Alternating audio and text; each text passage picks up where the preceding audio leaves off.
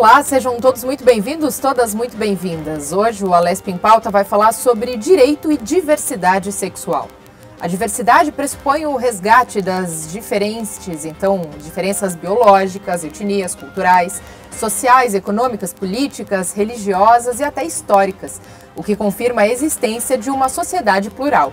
E aqui na Alesp houve o lançamento do livro Antimanual Jurídico de Gênero e Sexualidades, como o direito não pode enquadrar o prazer e a felicidade humana. Para falar sobre o lançamento desse livro, nós recebemos a autora, Carolina Valença Ferraz, e a coautora, Paula Newton. Sejam muito bem-vindas.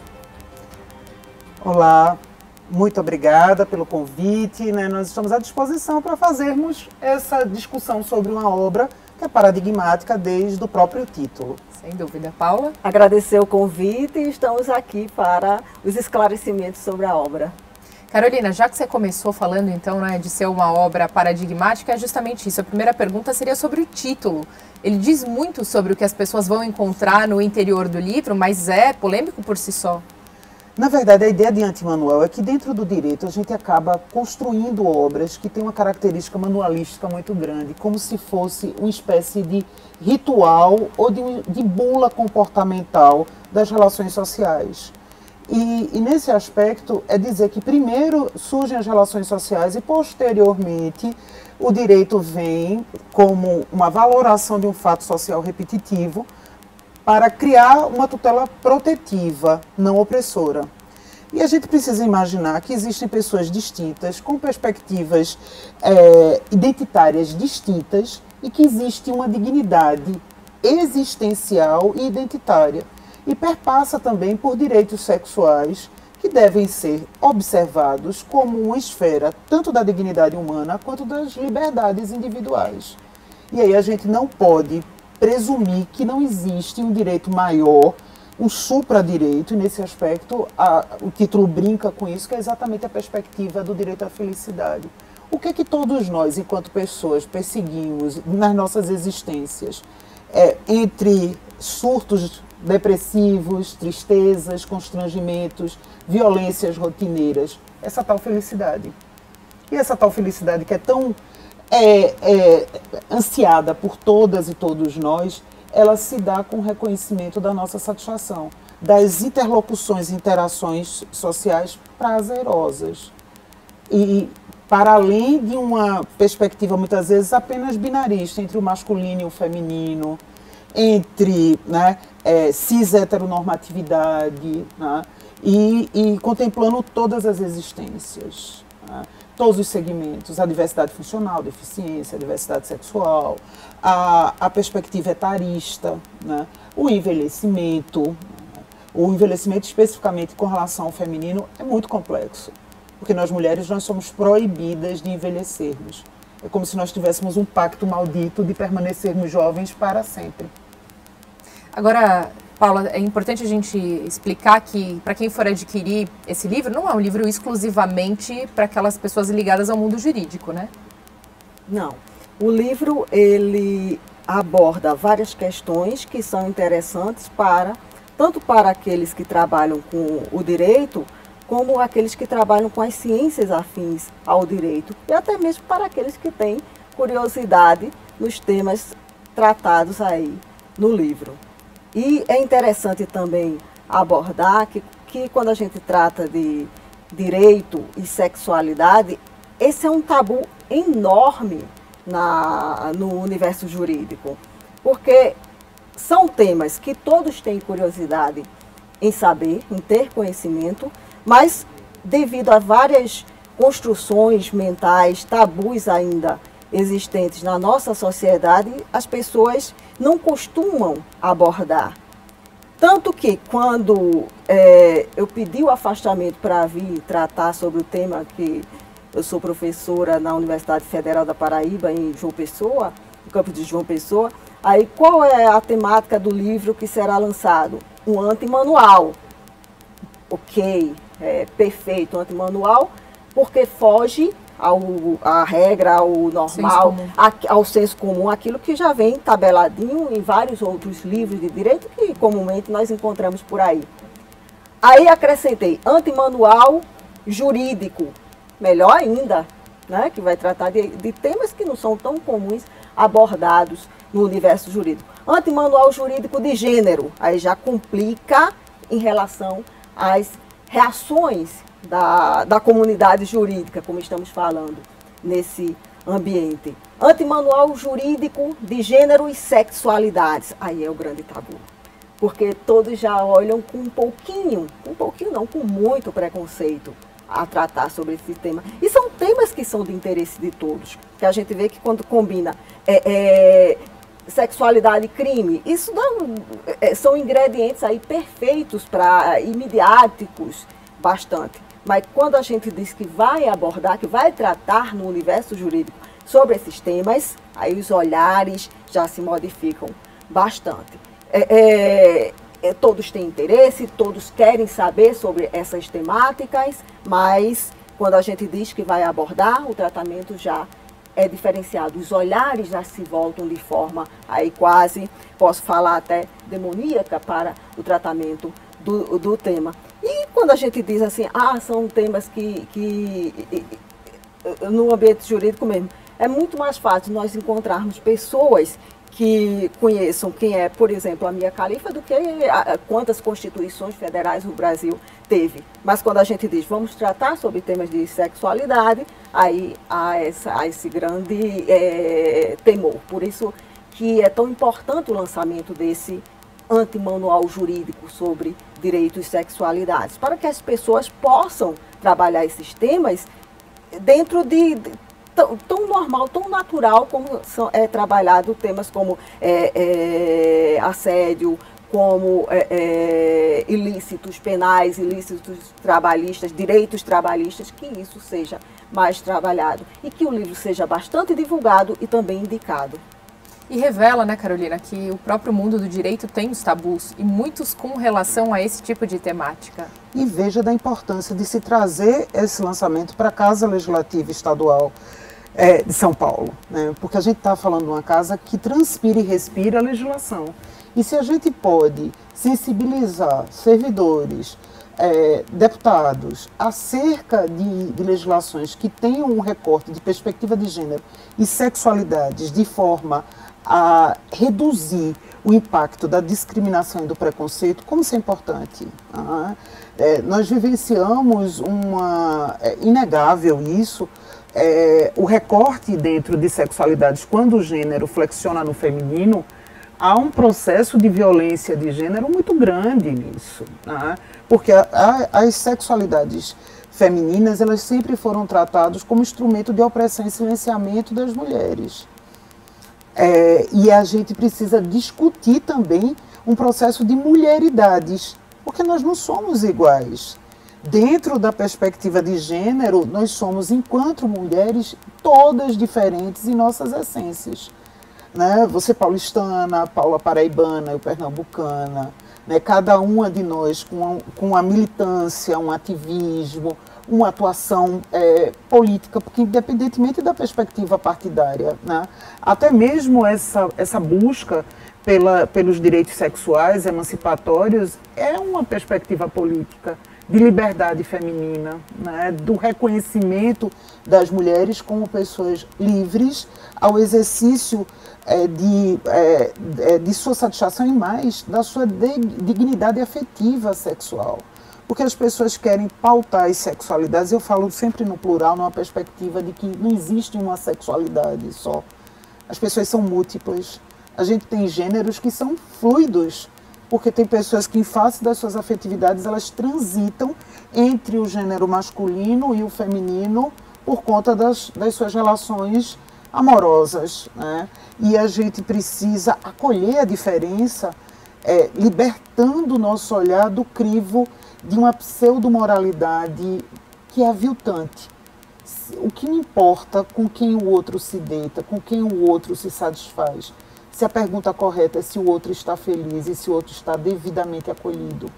O Estado ele existe para ele não se imiscuir e respeitar a existência humana, assegurando, claro, né, a individualidade naquilo que é de uma seara individual, que não é o âmago público. E aí é preciso que a gente compreenda que cidadãs e cidadãos felizes e resolvidos dentro da sua dignidade existencial e identitária serão pessoas que integrarão a sociedade de uma forma muito mais cordial, civilizada, capaz de produzir, inclusive, mais e melhor.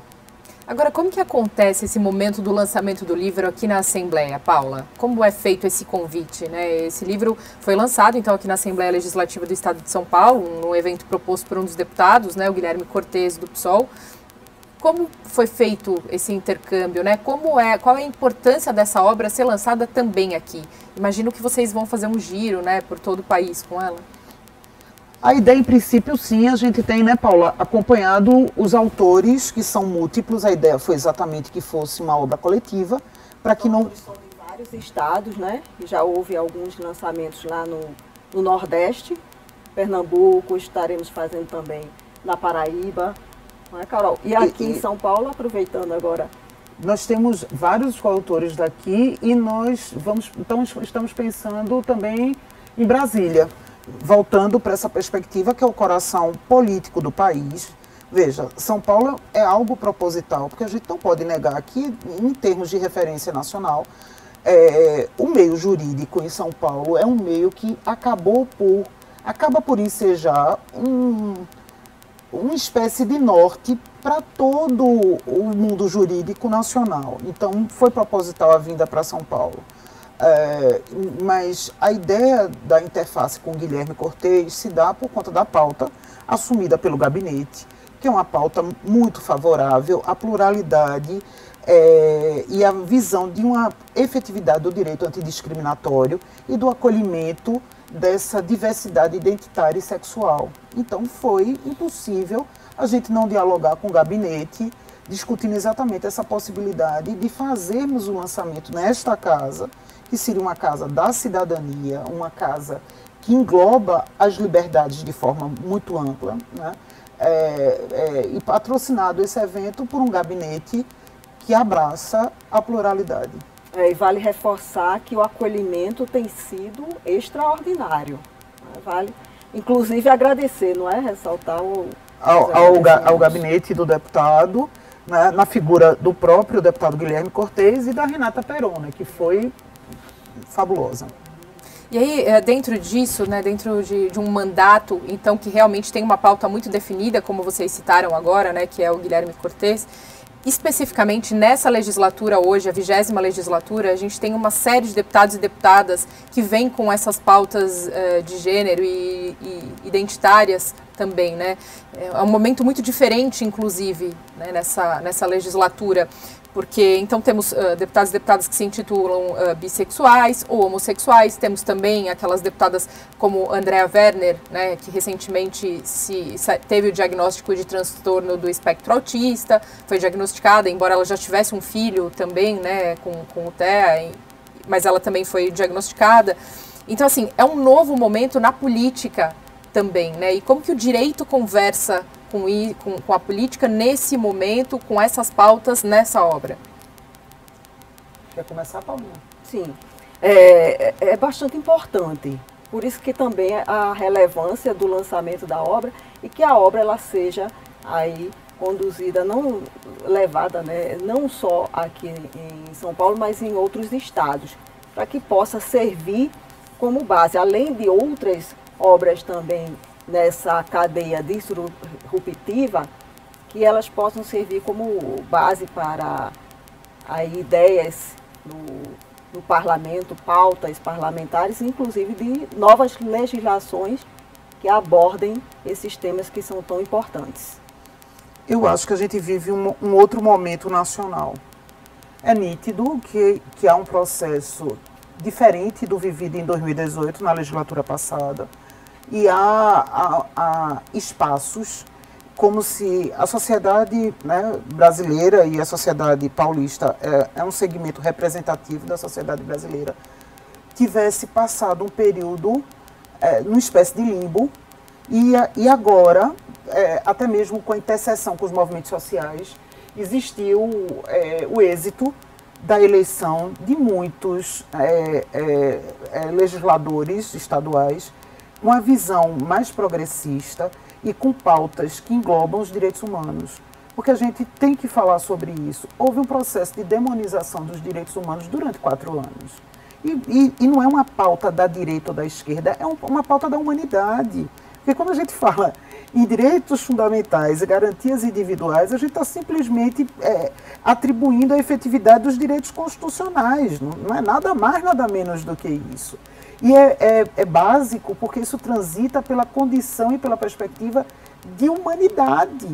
E eu não preciso, né, ter necessariamente a inclusão dentro de um segmento da diversidade sexual. Nós somos, dentro da nossa heterossexualidade, aliadas à diversidade sexual, mas nós não somos integrantes da diversidade sexual, né, Paula? Mas a gente tem uma perspectiva de solidariedade humana e empatia que faz com que nós sejamos instigadas, enquanto pesquisadoras e cientistas de direito, a contribuirmos com a pauta em defesa das liberdades sexuais e trabalhando-se muito mais do que isso, a dignidade humana.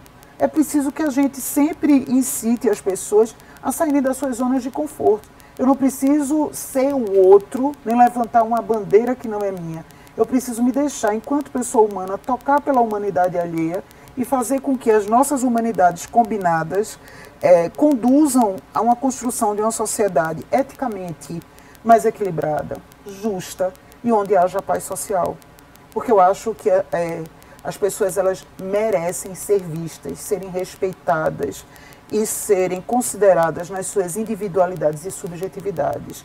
Por exemplo, a Andrea Werner, com esse diagnóstico tardio, ela praticou um serviço social. É preciso que a gente diga isso. A quantidade de pessoas que têm filhos com diagnóstico e que não fizeram a questão da busca de um laudo próprio é muito grande. E na faixa etária da Andrea, que é muito similar e próxima à minha, nós éramos chamados, por exemplo, de estranhos. Mas o estranho hoje tem nome, é neurodivergente. E está dentro de uma perspectiva laudada, isso faz toda a diferença para o acolhimento, para uma psicoterapia e mais para a construção de políticas públicas. Porque a gente precisa entender que as pessoas neurodivergentes, elas crescem. E se não é assegurado o acolhimento na condição de adultos neurodivergentes, a gente não está contribuindo para uma sociedade plural, justa e equilibrada para todas e todos. Paula, qual que é a temática que você contribuiu para esse livro? Se você puder falar um pouco para a gente. Sim, meu capítulo é bastante interessante porque ele traz todo um levantamento acerca, uma pesquisa, um exame, acerca de como as mulheres elas são tratadas, aí tem os períodos históricos, mas também agora no âmbito contemporâneo, quando elas exercem as suas liberdades sexuais, os seus desejos, as suas vontades, nessa perspectiva da sexualidade. E é interessante observarmos que sempre temos, tanto nos diversos períodos históricos, como ainda hoje, grandes tabus construídos em relação a essa liberdade sexual das mulheres. Então elas são vistas ora como loucas, ora como vilãs, sempre criticadas, rechaçadas, repudiadas. Esse capítulo ele é bastante importante, a forma também como ele foi redigido, do início até o final, porque no início eu faço logo uma homenagem às duas grandes mulheres da minha vida, que a minha mãe e a minha avó, e durante toda a construção do capítulo eu coloco temas de filme como aí as partes, os segmentos desse texto. E o interessante é observarmos que, claro, guardadas as devidas proporções, ora em determinados momentos da história as mulheres eram vistas só pelas suas simples indicações em relação à liberdade sexual, como loucas, histéricas, vilãs.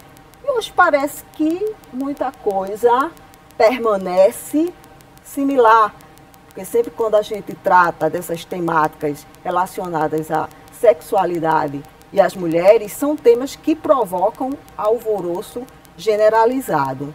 E a gente pode citar até como exemplo, quando a gente trata aí de questões, casos que se relacionam à criminalidade, como nós temos agora, que está na crista da onda, uma série que é de uma plataforma de streaming, que se chama Corpo em Chamas, que aborda um crime bastante importante, que é conhecido na Espanha como o crime da guarda urbana. E nós temos uma mulher como protagonista, temos um crime hediondo, onde um determinado rapaz ele é carbonizado. Só que, ao invés de se tratar a questão do ilícito, que é abominável, o que se apega mais é a sexualidade da mulher, com quantos parceiros ela teve, como ela construiu o seu perfil sexual. Eu digo, sim, mas e o ilícito? Ele é colocado em segundo plano, quando a abordagem deveria ser essa, e não é algo coerente que se relacione ilícitos com sexo, porque são coisas distintas. Aí só se está cada vez mais construindo aí tabus em relação às liberdades sexuais. E que é como se o comportamento justificasse o ilícito, né? Exato. O comportamento da mulher justificasse o ato ilícito de outra pessoa. Exato.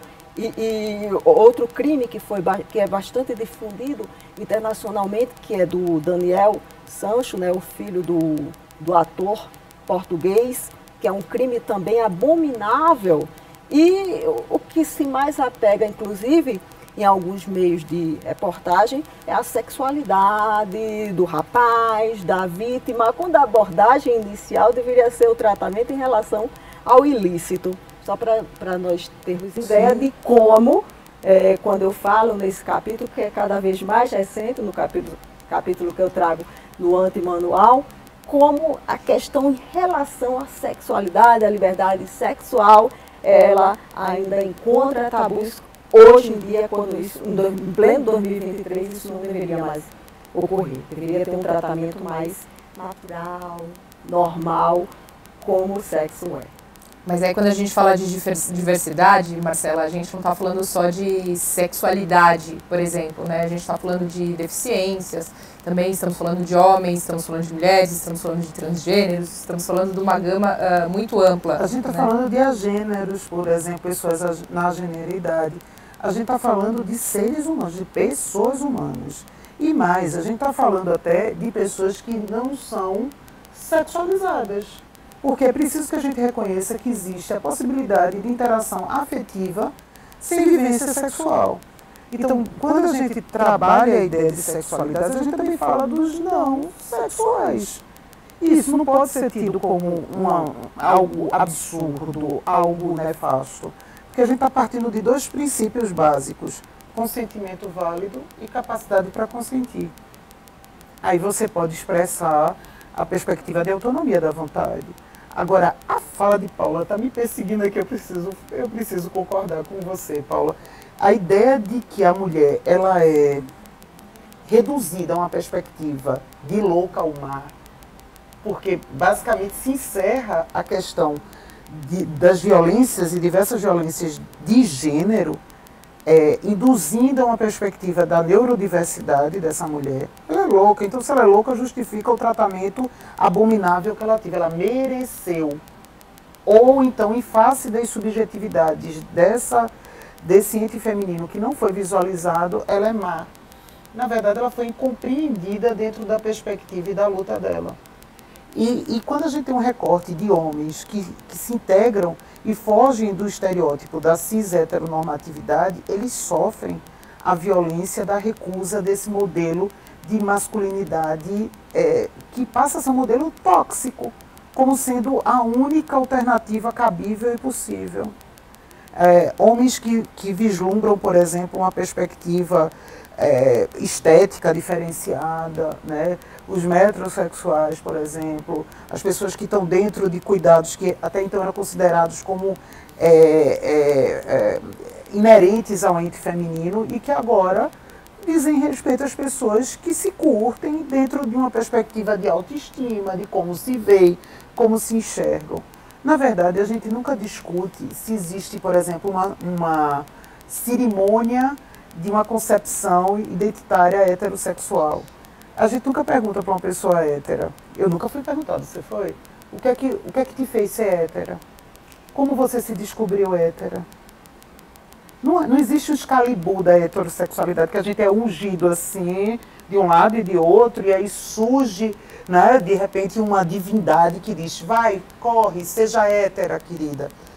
Do mesmo jeito, isso não se realiza com relação às pessoas que estão dentro da diversidade sexual. Ninguém escolhe ser alvo de discriminação, preconceito, violência intrafamiliar. As pessoas querem simplesmente serem respeitadas nas suas condições humanas. Aí perpassa pela falta das nossas humanidades quando eu acabo excluindo ou discriminando alguém porque tem deficiência, porque está dentro de uma perspectiva racial que eu não aceito ou que eu reconheço como sendo sub-raça. Esse sotaque espetacular que a gente traz, né, Paulo, é visível que nós somos nordestinos. E numa perspectiva de racismo geográfico, a gente sofre de outras regiões do país uma discriminação indevida, porque o ouro branco nordestino custeou a industrialização paulistana e o asfalto, por exemplo, do Rio de Janeiro. Então nós deveríamos ser saudadas como remanescentes de um segmento, né, regional que foi importantíssimo ao desenvolvimento do país. E nós somos considerados, em alguns aspectos, como sendo sub-raças. E isso é impressionante como a discriminação e o preconceito é o olhar do outro, do seu aculturamento e da sua ignorância. Quem não conhece história, quem não conhece antropologia, quem não conhece sociologia, pode se dar o luxo de ser um ignorante que discrimina. Mas a gente não pode mais, enquanto alvo de discriminação, nos darmos o luxo de não exercermos os nossos direitos. Seja como mulher gorda, por gordofobia, seja como alguém de uma região distinta por racismo geográfico, seja enquanto mulher pelo machismo, a misoginia, seja enquanto integrante da neurodiversidade pelo capacitismo. Então, chegou o momento em que a gente precisa olhar de frente o preconceito e a discriminação e exigir a efetividade da aplicação dos direitos e mais. Eu não sou favorável ao sistema criminal do país, porque eu acho que é muito desigual, mas eu acho que a gente precisa, sim, de punições efetivas para que a gente possa erradicar a prática discriminatória, a LGBTfobia, ou como o querido Pauliotti gosta muito, a homotransfobia, a questão do feminicídio. Para que nós, 3 mulheres, estejamos aqui no estúdio da TV Alesp, foi necessário que nós tivéssemos a condescendência dos homens que nós amamos, para que a gente pudesse continuar existindo. Porque se isso não acontece, nós somos silenciadas, seja pela impossibilidade de nos mantermos vivas, seja porque nós somos quebradas em várias acepções da violência de gênero, como, por exemplo, a violência psicológica, emocional e moral, e a gente acabe sem produzir, construir ideias, porque nós somos invisibilizadas e caladas dentro de uma violência intrafamiliar. Quem nos mata, quem nos viola, não são estranhos. São pessoas que gozam da nossa intimidade. E homens que não estão dentro desse padrão de masculinidade, eles são tratados como se fossem sub-homens à semelhança dos entes femininos. E a gente precisa dialogar dentro da diferença para dizer, chega, na verdade essa pseudo-ideia de normalidade ela não existe. A diferença, a existência de subjetividades é regra.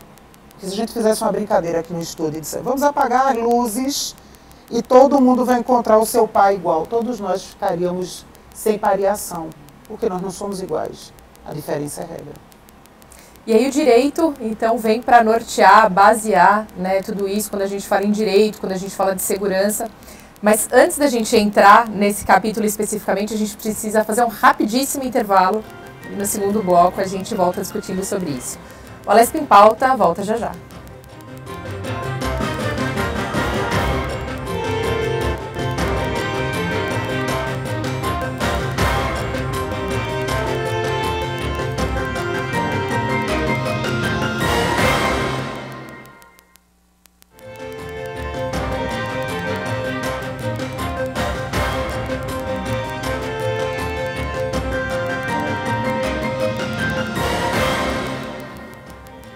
Muito bem, nesse segundo bloco nós voltamos com a autora Carolina Valença Ferraz e a coautora Paula Newton do livro Antimanual Jurídico de Gênero e Sexualidades, como o direito não pode enquadrar o prazer e a felicidade humana. E aí eu vou mostrar aqui, vou pedir se o nosso cinegrafista consegue mostrar, aproximar, se não daqui a pouco talvez. Deixa eu mostrar para dois aqui. Vamos mostrar, muito bem. Esse é o livro. Eu quero falar um pouco dessa capa. Por favor, eu quero vamos lá, fazer Carol. justiça a uma mulher que é a autora dessa capa, que é a Teresa Costa Rego, um ícone da pintura modernista no país, tataraneta do Conde da Boa Vista, né? E ela quebrou, foi extremamente paradigmática, exilada política, quebrou com costumes sociais. Não existia ainda a lei do divórcio, que é a 6.515/77. Ela se apaixonou, largou o casamento, tem uma frase dela que é muito maravilhosa, e ela disse, essa obra chama Pecado Original, de 2012, e ela fala sobre emancipação, sobre felicidade, como o prazer de estar bem com o seu próprio corpo. E a Teresa, ela disse, eu fui criada para ser um adorno, para estar no piano ou como um adorno de arte suntuoso na sala. E eu me irritei com isso, quebrei o piano e pulei a janela. Então, uma obra que começa com a titulação paradigmática, ela precisava ter uma diagramação artística que também transpusesse perspectivas que enclausurem a visão do que é feio, do que é proibido, daqui, e naturalizasse o afeto entre as pessoas. Então ela vem também com essa pegada, né, de se fazer justiça ao nome de uma pintora tão fora de série quanto Teresa foi e será, né? Eu acho que é importante a gente fazer justiça à figura dessa mulher. E aí nessa capa tem uma série de elementos aqui, né? A gente tem duas serpentes, temos uma maçã, temos homens, mulheres, uma multidão aqui toda de fundo, coisas que quando você olha de perto você consegue ver. E o texto da Paula dialoga com isso. Foi o primeiro capítulo que chegou pra gente e eu disse, esse texto é tão maravilhoso, ele tem que dar o tom desse livro. E aí, veja, ela brinca com os elementos da mulher, do pecado original, de termos sido as indutoras da retirada do paraíso dos homens. E aí a gente quebra meio com isso. Não, foi escolha. Em momento algum, numa visão assim, né, extremamente restritiva, essa perspectiva que Eva seduziu Adão para que comesse do fruto proibido, ele nunca foi constrangido nem coagido a comê-lo, ele o quis. Nós estávamos falando aqui de uma perspectiva de autonomia da vontade. E se houve um erro, um descumprimento de um preceito divino, foi escolha. E é preciso que a gente reconheça isso, né? Que foi dado o direito de escolha e que essa escolha foi feita, e essa escolha, se foi feita errado, foi corresponsabilidade. Não houve em momento algum a figura do feminino como sendo o perverso, o pecado, né? A ideia do proibido. Mas eu acho que para isso a gente precisa trabalhar uma desconstrução de costumes e de visões de mundo ultrapassadas. Ou seja, a gente está numa casa legislativa, uma das mais profícuas do país, e a gente precisa discutir uma contribuição à formação de educação libertária em direitos humanos. Tá? Então, essa casa aqui pode ensejar projetos de leis e futuras leis estaduais que se vislumbre a igualdade entre os gêneros e a dignidade humana desde muito cedo. Porque crianças e adolescentes, eles não nascem aprendendo a odiar a diferença.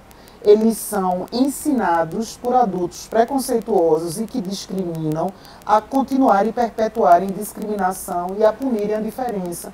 E como é que a gente faz isso? Construindo políticas educacionais de inclusão. Por exemplo, como é importante a gente assegurar a inclusão de crianças e adolescentes com deficiência dentro, né, do sistema educacional. Mas assim, não é só uma matrícula que garante a inclusão. É a matrícula e a permanência na escola. Para que essa escola seja inclusiva, a gente precisa de uma série de acomodações. A gente precisa de comunicação estendida, instrumentos comunicacionais como, por exemplo, tablets, PECs que são fáceis de fazer, podem ser produzidos na própria escola, figuras, né, que ajudem a comunicação de pessoas que estão na neurodiversidade e não são oralizadas. A gente precisa de formação e capacitação com os servidores estaduais, seja, né, da educação, do sistema judiciário. Por exemplo, a gente teve um episódio horroroso em Pernambuco, que foi uma pessoa que era surda e que ela foi tida ela quase sofreu interdição, porque não conseguiu entender que ela não conseguia se comunicar, porque ela não conseguia compreender o que estava sendo perguntado a ela. Por muito pouco, coincidentemente, eu estava no fórum nesse dia, e aí eu vi o comentário, eu pedi licença, a audiência já tinha acabado, e estava para ser proferida, emitida a sentença na hora, e eu pedi intervenção, conversei com ela, eu disse, essa moça não tem falta de capacidade civil, isso aí é um crime. Na verdade, não pode ser dado sem a equipe multidisciplinar se manifestar. Isso aqui é... Não, mas ela não entende nada, ela está alheia, ela balbucia. Eu digo, ela balbucia porque ela é surda. E a forma que ela fala é a linguagem dos sinais e vocês não estão compreendendo o que ela está dizendo. Isso, ela está em compreensão sim. O que é que ela quer? Ela quer isso, e eu fiz a tradução na hora. Então, é importante que se diga que a gente não precisa contar com a sorte. A gente precisa ter intérpretes de linguagem de sinais disponível, por exemplo, isso é uma sugestão aqui para essa Casa Legislativa, nos fóruns, para que pessoas que tenham uma linguagem diferenciada, e a segunda língua oficial do país é o português e a linguagem dos sinais, elas possam ser compreendidas e ouvidas nos seus pleitos. Nós precisamos de formação continuada dentro do serviço público, porque a gente não pode ter violência institucionalizada, racismo estrutural, capacitismo estrutural, porque as pessoas que falam em nome do Estado, por exemplo, de São Paulo, elas não têm formação suficiente para lidar com a diferença. Então, essa casa precisa dar o pontapé inicial. E o pontapé inicial é importante, aquela placa da entrada, de prioridade para pessoas com deficiência, com autismo, é super importante. Mas chega uma pessoa autista, não verbal, e em face daquele... Olha como a questão tem sensibilidade. Aquele abrir e fechar desse mecanismo de ingresso na casa. A depender da situação, pode ter uma desregulação. Só por conta daquele... né, abrir e fechar diferente. Então, se acontecer isso e for necessário o ingresso dessa pessoa, como os servidores vão lidar com isso? Isso já foi visualizado? É preciso que a gente compreenda que os espaços aqui da Alesp são amplos, mas a gente não tem piso tátil. Como é que uma pessoa dentro da deficiência visual, ou como muitos do movimento gostam de serem chamados cegos, como é que eles vão se deslocar com autonomia? Eu não estou falando deles serem guiados, se eles assim não desejarem, mas deles terem uma forma de emancipação, de ingressarem numa casa que é do povo, expressão da cidadania, e que eles possam se locomover com emancipação.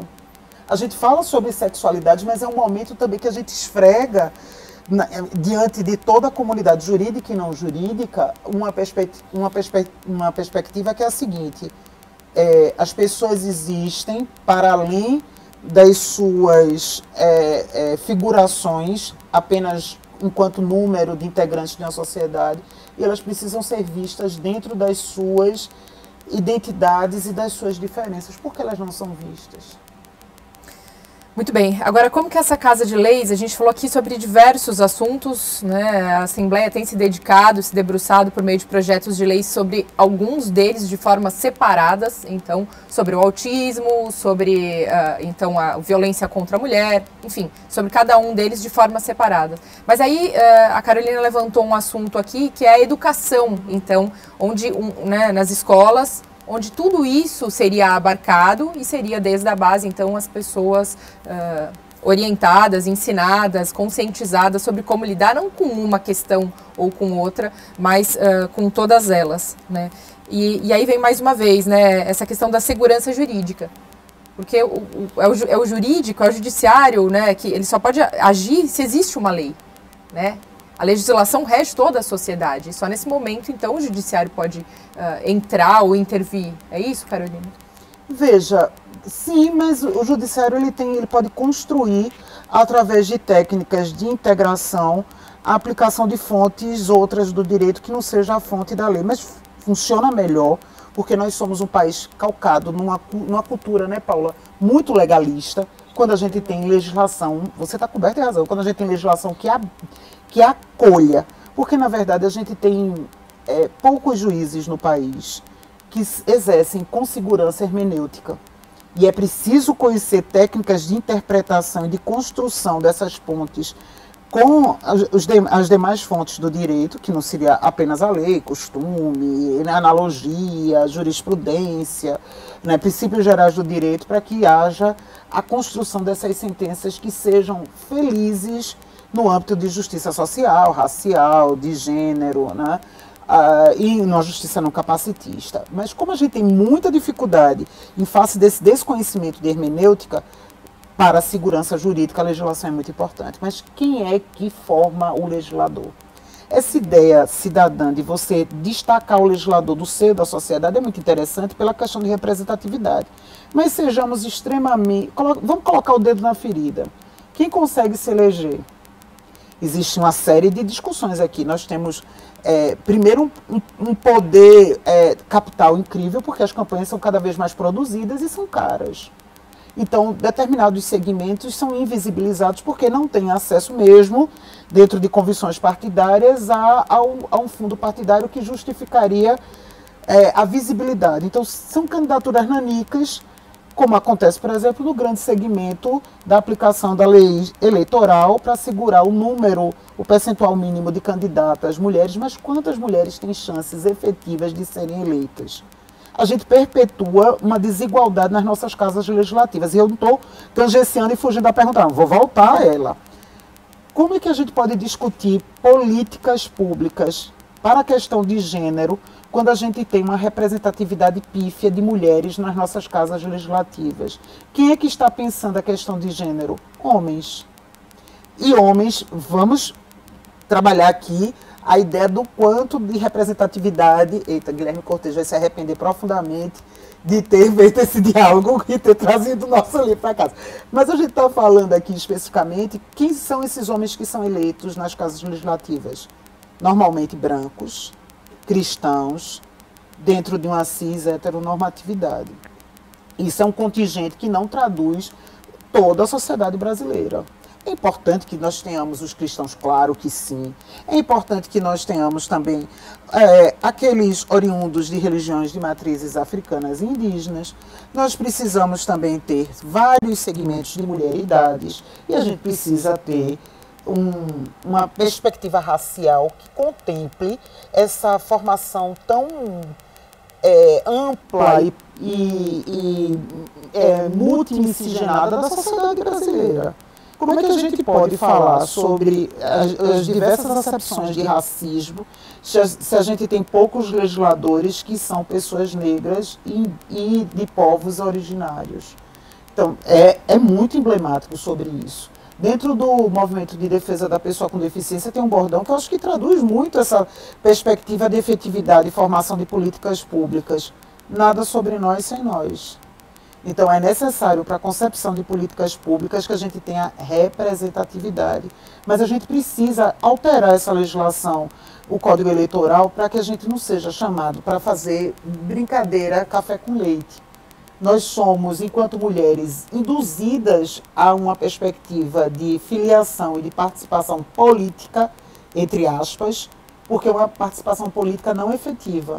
Nós endossamos as candidaturas masculinas porque cumprimos e cedemos os nossos nomes para cumprir com o percentual mínimo. Mas nós não temos chances efetivas, o partido não acredita, e aqui eu estou falando para todos os partidos, seja dos diversos segmentos ideológicos, os partidos não acreditam nas nossas candidaturas. Mudou-se no cenário do Legislativo Federal, mudou-se a legislatura, mas nós temos uma variação mínima da participação feminina, continua sendo minoritária. E mesmo assim, eu acho que a gente precisa fazer um reconhecimento da forma aguerrida, inclusive de uma ex-deputada dessa casa, que eu, né, teço, né, elogios e consideração, que é a deputada federal Sâmia Bonfim. Então, mesmo sendo uma representatividade eleitor pequena, essas deputadas e senadores fazem barulho. E não quer dizer que toda vez que eu consigo me eleger enquanto segmento de uma representatividade, eu vou fazer a diferença na construção de políticas públicas para essa representatividade. Porque algumas mulheres chegam a possuir mandatos ou a estar na esfera judicial, mas elas não trabalham em favor da perspectiva de gênero. Infelizmente, o meu feminismo interseccional não é cego, surdo ou descomprometido politicamente para que eu não venha a público e diga: nem toda mulher presta um serviço à causa da diversidade, à causa de gênero, nem à causa da efetividade dos direitos humanos. Porque o machismo, dentre suas muitas vitórias, tem que é essa concepção, né, Paula, de aculturamento social e de falta de comprometimento e responsabilidade, infelizmente, de algumas mulheres. E a gente já tem pouca representatividade, a gente não pode se dar o luxo de ter mulheres que não sejam comprometidas com a efetividade dos direitos humanos. E aí a gente parte de um pressuposto do incômodo de quem tem garantias e privilégios assegurados. Tem uma série maravilhosa que é da irmã do Sherlock Holmes, como é o nome dela? Fugiu. E ela diz assim, e tem uma hora que o irmão, né, maravilhoso, inteligente, superdotado... Enola Holmes. Isso. E ele chega para conversar com a preceptora dela e faz assim: mas isso eu não me liguei nos direitos das mulheres. Aí ela fez: claro, você pode se dar o luxo de não se ligar, porque não é sobre a sua existência e a sua vida que nós estamos falando. É sobre as nossas, nós não podemos nos dar esse luxo. Então, ao segmento de representatividade no legislativo e no judiciário, que é o contingente majoritário de homens brancos e cristãos, eles podem se dar o luxo de não nos enxergarem, mas nós não podemos nos dar o luxo de continuarmos sendo invisibilizadas. Hoje, porque nós chegamos, o movimento de mulheres, ele chega de uma forma democrática, batendo na porta das casas legislativas e do judiciário, exigindo a efetividade e concepção de políticas públicas para um segmento muito maior, que engloba pessoas com deficiência, a questão dos movimentos sociais raciais, a questão também de uma perspectiva fundiária, né, e do direito à alimentação. E aí a gente precisa rediscutir muitas pautas. Nós passamos 4 anos num limbo social e num silenciamento horrível, né, no desmantelamento das políticas públicas em direitos humanos, e esse processo não é de você recuperar o que perdeu, é você reconstruir, porque foi feito um processo tão forte de desconstrução que a gente necessita reconstruir muita coisa do zero. Se perder, não foi feito índice. Na minha casa, o IBGE bateu e o meu questionário demográfico sorteado não continha pergunta se existia uma pessoa com deficiência. No meu também não. Na tua casa também? E eu sou orgulhosamente a mãe de uma pessoa autista. E o meu filho não foi visto pelo governo federal. Eu fiz todo um escarcéu. A licenciadora do IBGE voltou umas 3, 4 vezes. Pedi para se reportar a Brasília e insistia porque eu disse: não é possível que meu filho não seja visto. Ele existe, ele é pessoa, o Estado brasileiro tem a obrigação de pensar políticas públicas para ele e para os seus. E é inadmissível que isso aconteça. Agora, Dona Maria, dentro de uma rua periférica, sem saída, pensando no que ela vai garantir para o jantar do filho dela, será que ela teria essa ideia de que ela precisava ser vista, ser encarada, as diferenças dentro da sua residência, como eu, uma mulher branca, cientista do direito e com todos os privilégios que a minha branquitude, que eu abro mão e renuncio a eles todas as vezes que eu posso, mas que a minha branquitude me autoriza a ter, pude fazê-lo, porque eu pude fazer esse questionamento, porque eu tenho ideia do que é a democracia participativa. Mas com o nível, né, de empobrecimento da educação pública no país, e a gente vê como o Estado, quando ele é forte e presente na sociedade, como ele fez a diferença. E aqui é preciso que a gente faça um aporte com relação ao que foi feito pelos heróis e heroínas do SUS. Como nós temos uma dívida de gratidão com essas pessoas. A sistemática de vacinação, porque o contingente de milhares de brasileiros mortos seria infinitamente maior se nós não tivéssemos um sistema único de saúde público, eficiente, capaz de fazer num processo de sacrifício inenarrável uma vacinação maciça que salvou muitas pessoas da orfandade. Por exemplo, a gente precisa discutir o direito ao luto com dignidade dessas pessoas, porque nós temos brasileiras e brasileiros órfãos hoje, que poderiam não estar órfãos por falta de políticas públicas de acolhimento e de combate seriamente a uma pandemia que nós vivenciamos. Tudo isso reporta e repercute numa vida saudável, numa afetividade e sexualidade saudável, porque dentro dos nossos vazios e tristezas, como é que a gente pode buscar e ansiar a felicidade? A felicidade é quase um privilégio, essa busca, esse sonho utópico de busca pela felicidade, porque ela diz respeito às pessoas que podem ter as 3 refeições, que têm assegurado serviços públicos de qualidade como saúde, educação, segurança, saneamento. E aí a gente pode sonhar em ser feliz nos nossos afetos. Que é direito fundamental, né? Constitucionalmente. Paula, suas considerações? Previsto. Pegando aqui o gancho com a fala da Carolina, tudo repassa pela questão da educação. Acho que o primordial são políticas, medidas, recursos, instrumentos, principalmente na questão da educação. E mais que isso, não apenas as medidas, os corpos legislativos, mas também a garantia da efetividade. Porque algumas políticas públicas e bastante valiosas nós temos no país, mas elas são efetivas? Vou citar só um exemplo para que a gente tenha conhecimento acerca dessas questões e do quanto elas podem atrapalhar a vida daquelas pessoas que vivem nesse ambiente de vulnerabilidades, né? Porque quando estamos discutindo aqui a questão do antimanual jurídico de gênero e sexualidades, mas vale recordar que nós trabalhamos com várias outras temáticas, não é, Carol? Temos outras obras também que se relacionam com os vários públicos aí de questões diversas, principalmente com vulnerabilidades, né? Homoafetividade, direito das mulheres, vários manuais também aí que já colaboramos há algum tempo. Nacionais e internacionais, né, Nacionais e internacionais, sim. E esperamos que esses manuais eles possam ser vistos pelas diversas casas legislativas e sirvam como inspiração.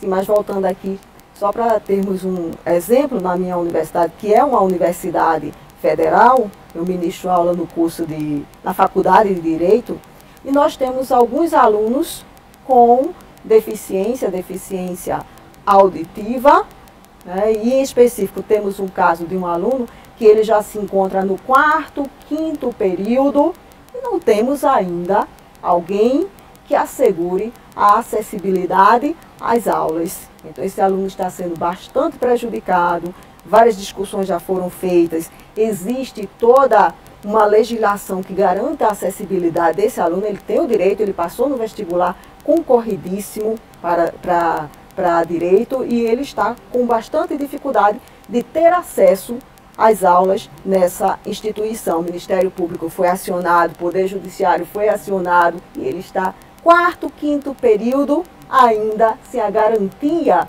de intérprete de Libras, de alguém que o auxilie. Então não é apenas a questão de elaborarmos legislações, que eu digo que até o nosso país ele é bastante rico em legislação. Quando a gente observa o que está plasmado na Carta Constitucional, eu sempre digo aos meus alunos, se o artigo 6º da Carta Constitucional, o artigo 5º, ele fosse efetivado,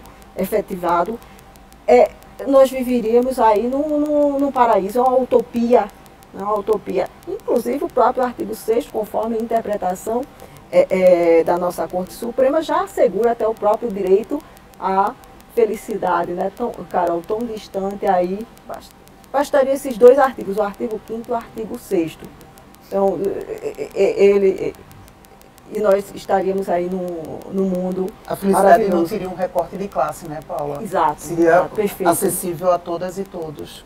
Além de ser algo muito subjetivo também, né? Felicidade é algo subjetivo. Como que você eterniza ou coloca ali, né? O Estado pode colocar, legislar sobre algo que é subjetivo muitas vezes. Mas o Cristóvão Buarque, enquanto senador, ele foi vencido, mas ele tinha a pretensão de uma emenda constitucional que incluía no artigo 5º o direito à felicidade.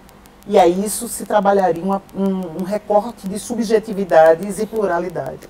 A gente está se despedindo. Eu quero fazer menção aqui também ao Sindicato dos Servidores dessa casa, que nos trouxe para esse programa na figura do querido Léo Quintiliano, né? E aí abraço a todos os servidores e ao movimento sindical tão importante na resistência desse país e nos embates em favor da efetividade dos direitos sociais. Marcela, Paula, foi um grande prazer. Muito obrigada aqui passar esses minutos, essa hora aqui com vocês. Tu tá me chamando de Marcela, eu tô achando maravilhoso, mas eu sou Carol Ferraz. Perdeu, me perdoa. É Marcela, hora Carol Ferraz. Então, pessoas, não sou Marcela. Marcela, um beijo pra você, Eu não querida. sei, nem eu sei que é a Carol Marcela. Ferraz. Eu acho que eu achei que você parecia com Marcela. Mas me perdoa, Carolina. Não. Eu sou Carolina desde antes do nascimento, em homenagem a Chico Buarque, porque meu pai sempre foi socialista e Chico Buarque transitou na minha casa com muita felicidade. Eu sou a vítima do romantismo do meu pai, a Carolina dos olhos fundos, que guardavam tanta dor, toda a dor desse mundo. Me perdoa mais uma vez. Isso. Carolina, Paula, foi um grande prazer falar com vocês aqui. Mais uma vez, Carolina Valença Ferraz e também Paula Newton no Alesp em Pauta de hoje. Muito obrigada, até a próxima. Obrigada. Obrigada. Até a próxima.